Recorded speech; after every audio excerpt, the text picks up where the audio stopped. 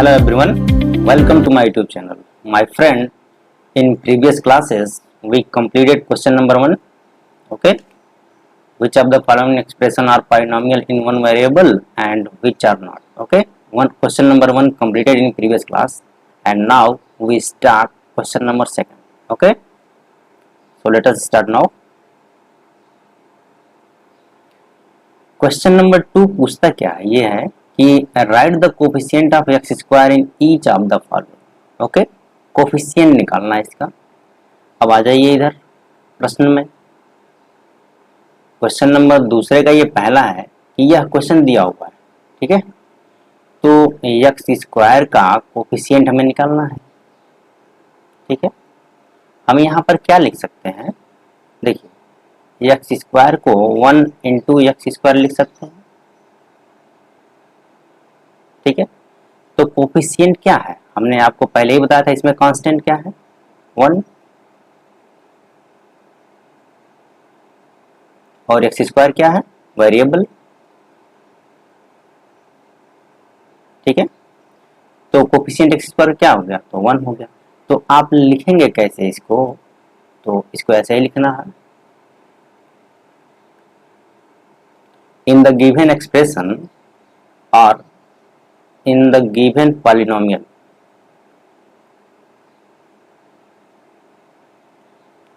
in the given polynomial, the coefficient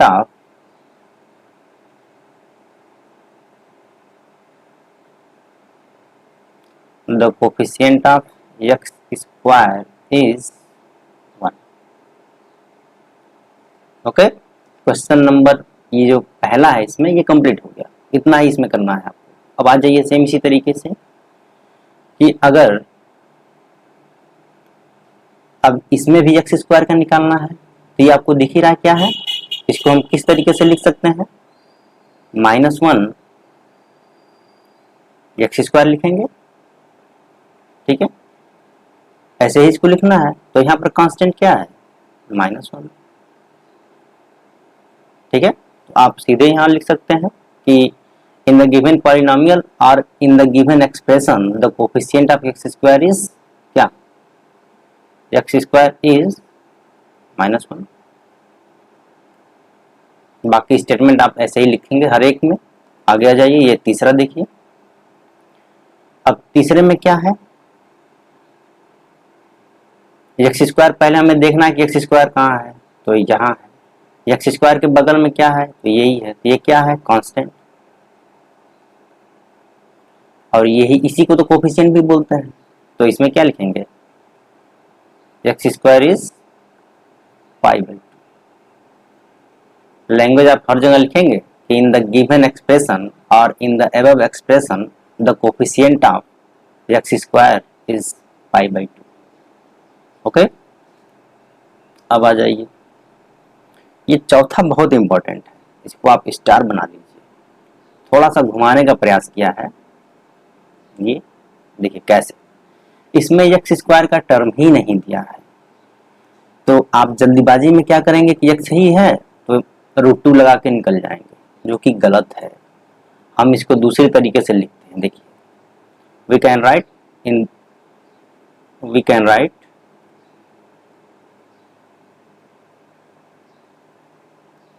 इसको हम लिख दें कि 0 into x square plus √2x -1. इसमें किसी को कोई दिक्कत, अब देखिए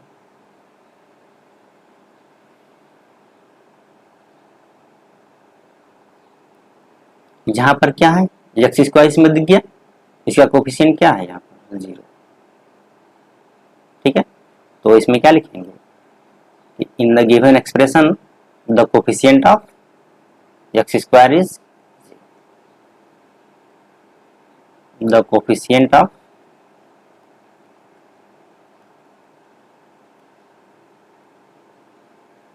x square is 0. ठीक है, बात समझ में आ गई. अब देखिए, आप एक चीज ध्यान रखिए, जब भी किसी भी अगर वेरिएबल का ये पूछे, जैसे मान लीजिए एक्स स्क्वायर पूछा है, एक्स क्यूब है, आप खुद से देखिए क्या ये वेरिएबल उसमें अवेलेबल है कि नहीं। मतलब एक्स स्क्वायर उस अगर एक्सप्रेशन और पॉलिनोमियल में अगर नहीं है तो आप सीधे जीरो लिखिए, कुछ भी सोचने की जरूरत नहीं इसमें। ठीक है, तो ये आपका क्वेश्चन नंबर 2 कंप्लीट हो गया। अब आ जाइए क्वेश्चन नंबर 3 में। क्वेश्चन नंबर 3 क्या कहता है, give one example of each of A binomial of degree 35। Binomial of degree 35, चलिए इसको लिखते हैं।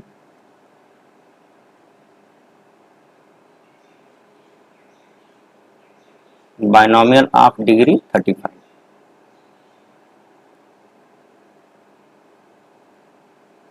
Binomial of degree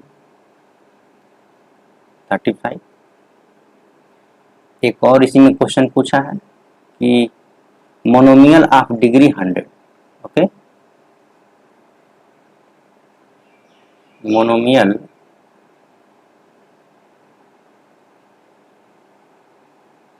of degree 100। ठीक है, तो क्वेश्चन नंबर 3 में हमें यही लिखना है बस। अब कैसे लिखेंगे आप, ठीक है। अब देखिए बाइनोमियल का मतलब क्या होता है, हमने आपको इसके पहले क्लास में मोनोमियल, बाइनोमियल, ट्राइनोमियल तीनों बताया। ठीक है, तो बाइनोमियल का मतलब होता है कि टू टर्म। क्या होता है, टू टर्म, टू टर्म। और मोनोमियल का मतलब होता है क्या, वन टर्म। ठीक है, इसमें तो कोई दिक्कत नहीं। अब डिग्री 35 कह रहा है, तो हम तो जानते ही हैं कि डिग्री कैसे निकालते हैं, कि highest power of the variable. ठीक है,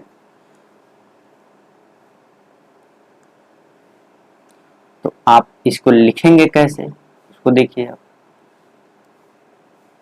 यहां पर लिखिए, the degree of a polynomial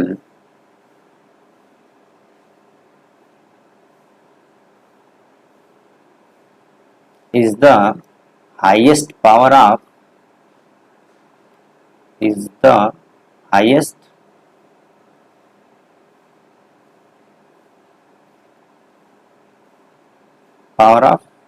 variable।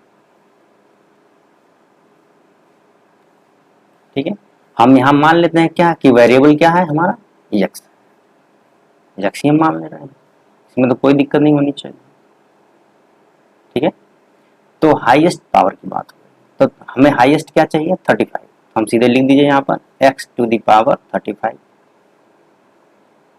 ठीक है, और आप एक चीज ध्यान रखिए, कभी भी अगर पॉलिनोमियल लिखा जाता है तो मैक्सिमम जगह पे आप देखेंगे कि इसको घटते हुए क्रम में ही लिखते हैं। कहने का मतलब हम कहना क्या चाहते हैं, आप एक बार उसको देख लीजिए, फिर अभी इसको हम इरेज कर देंगे। जैसे क्या है, हमने आपको इसके पहले भी लिखा है कि x square plus 2x plus 3। यहाँ देखिए एक्स का पावर क्या है, 2 है, यहाँ पर 1 है, यहाँ पर क्या है, 0। तो घटते हुए जा रहा है। ठीक है, तो अगर यहाँ 35 है तो इसका अगला क्या आएगा, एक्स टू द पावर 34। और ये बाइनोमियल की बात क्या है, अब तो यही टू टर्म हो गए, यही आपका आंसर है। ठीक है, इसमें कोई दिक्कत नहीं। अब आ जाइए, सेम इसी तरीके से आपको इसको लिख देना है, मोनोमियल।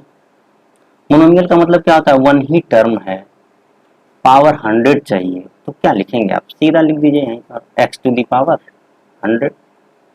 और हमने वेरिएबल y माना है, y टू द पावर 100। आपने वेरिएबल z माना है, z टू द पावर 100। किसी ने इसको r माना है, r टू द पावर 100। कुछ भी लिख दीजिए, कोई एक ही लिखना है, हर एक को नहीं लिखना है। ठीक है, और लैंग्वेज यही, जो लैंग्वेज यहाँ लिखे हैं वही लैंग्वेज इसमें लिख देंगे। तो ये क्वेश्चन नंबर 3 हो गया। और ये क्वेश्चन नंबर 4 क्या कहता है, देखिए क्वेश्चन नंबर 4 कहता है कि right the degree of each of the polynomial. अब देखिए डिग्री निकालनी है, हमने आपसे इसीलिए बार बार मैं कह रहा हूँ कि आप सीरीज वाइज ही देखेंगे तभी आपको समझ में आएगा। अब डिग्री क्या होता है, डिग्री तो हम इसके पिछले क्लास में बताए हुए हैं, पूरे अच्छे से बताए हुए हैं, पूरे एक्सप्लेन किया हुआ है, आप उसको देख लीजिए, फिर आप इस क्वेश्चन को तो देखते ही लगा देंगे आप।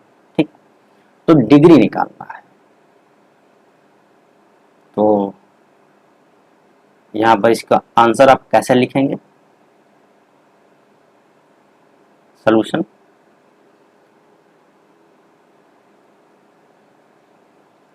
यहाँ पर आप सीधे लिख सकते हैं कि we know that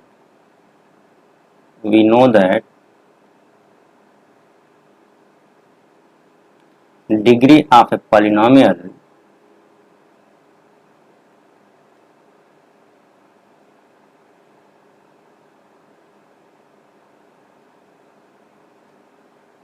is the highest power of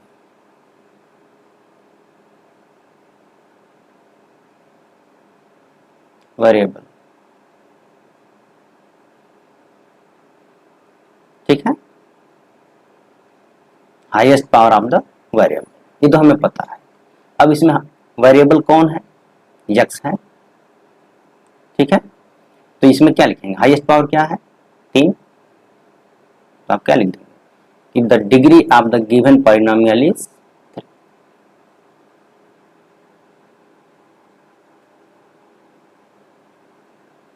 degree of the polynomial is, ये पॉली का मतलब समझ आइएगा, पॉलिनोमियल। ठीक है, ये तो हो गया क्वेश्चन नंबर 1। अब दूसरे में आ जाइए, इसमें भी पॉलिनोमियल बताना है, मतलब इसकी डिग्री बतानी है। पर इसमें वेरिएबल आपको क्या दिख रहा है, पाई।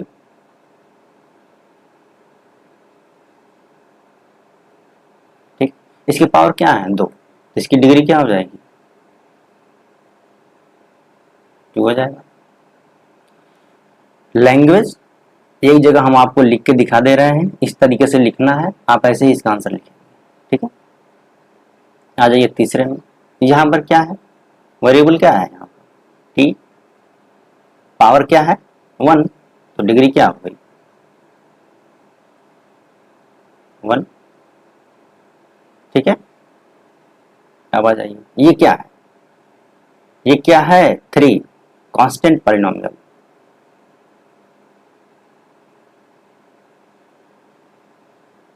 तो आप सीधे लिख दिए we know that degree of a constant polynomial is always 0।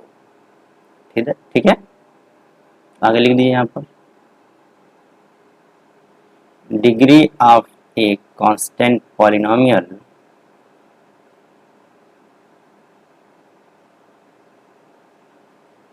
Is always 0।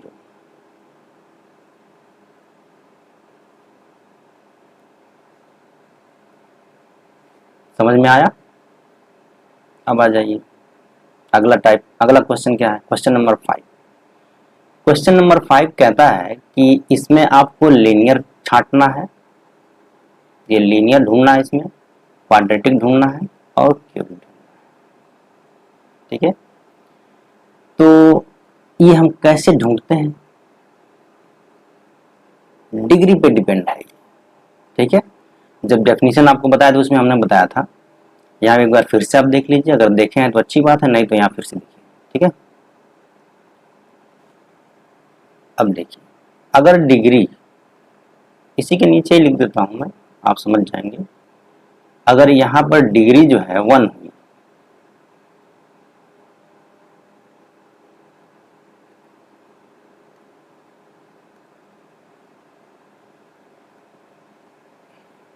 Linear के लिए डिग्री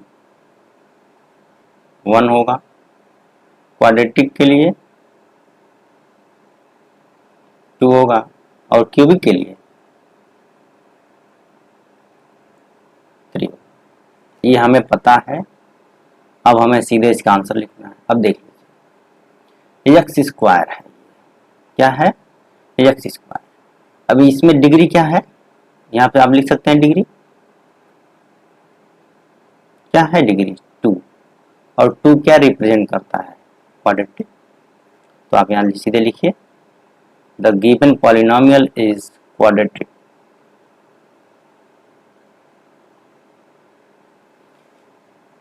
पॉलिनोमियल लिखिए या एक्सप्रेशन लिख दीजिए आप,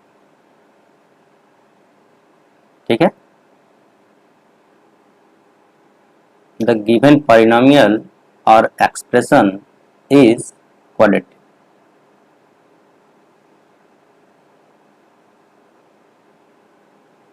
ठीक है, या इसको ऐसे भी लिख सकते हैं, the given expression is quadratic polynomial. ठीक है, ऐसे भी लिख सकते हैं। अब आ जाइए यहाँ पर डिग्री क्या है बताइए। देखते ही, क्योंकि आपने थियरी पढ़ लिया है तो आप डिग्री सीधे लिख सकते हैं। डिग्री क्या है? 3। तो 3 का मतलब क्या होगा? क्यूबिक। तो वही लिखेंगे, द गिवन एक्सप्रेशन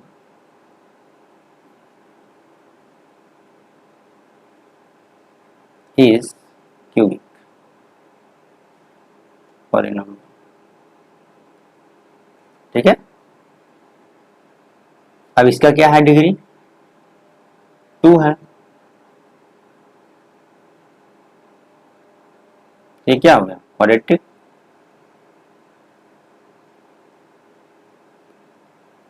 बात समझ में आ गई? ठीक है, ये क्वाड्रेटिक हो गया। आगे आ जाइए, 1 + x। यहाँ पर डिग्री क्या दिख रहा है? 1। 1 का मतलब लीनियर।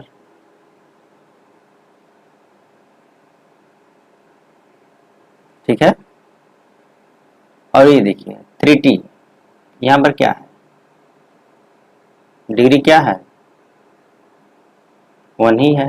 ये भी क्या हो जाएगा? लीनियर।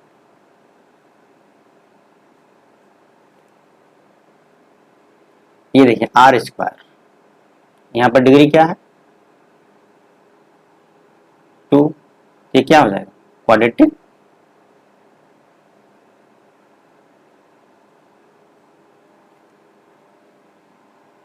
ये क्या है? 7x³। तो यहाँ पर डिग्री क्या है? 3। 3 का मतलब क्या होता है? Cubic polynomial.